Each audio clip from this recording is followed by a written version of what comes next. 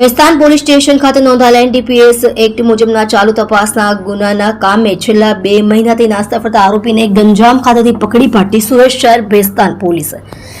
Commissioner સાહેબ શ્રી સુરત શહેરના નો drugs in Surat સિટીના અભિયાનને સફળ બનાવવા તથા અધિક પોલીસ કમિશનર સાહેબ શ્રી સેક્ટર 2 સુરત શહેર તથા નાયબ પોલીસ કમિશનર સાહેબ શ્રી ઝોન 6 તથા મદદનીશ પોલીસ કમિશનર સાહેબ શ્રી આઈ ડિવિઝન સુરત શહેરના નાઓ દ્વારા નાસ્તા ફરતા આરોપીઓને પકડી પાડવા માટે police inspector Shri VL Patel સાહેબ તથા police inspector Shri VM Desai સાહેબ નાઓને સૂચનાઓ આપેલ, જે અન્વયે police inspector Shri VL Patel સાહેબ તથા police inspector Shri VM Desai સાહેબ ભેસ્તાન પોલીસ સ્ટેશન નાઓએ નાસ્તા ફરતા આરોપીઓને શોધી કાઢવા માટે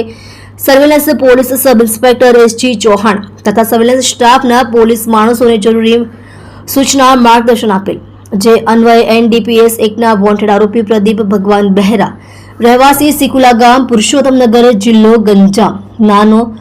ચાલુ તપાસની ગુનાના કામે ધરપકડ કરવાની બાકી હોય અને તેઓ પોલીસ પકડથી બચવા સારું સુરત શહેર છોડી નાસી ગયેલ હોય,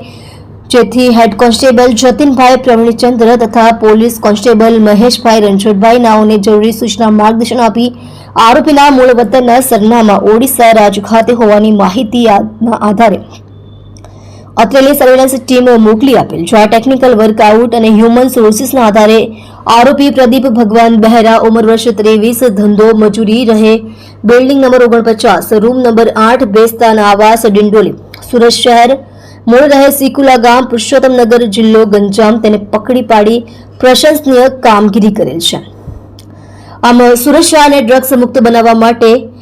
માન્ય પોલીસ કમિશનર શ્રી દ્વારા શરૂ કરવામાં આવેલ no drugs in Surat city અભિયાનને આગળ ધપાવવામાં સુરત શહેર પોલીસને વધુ એક સફળતા મળેલ છે.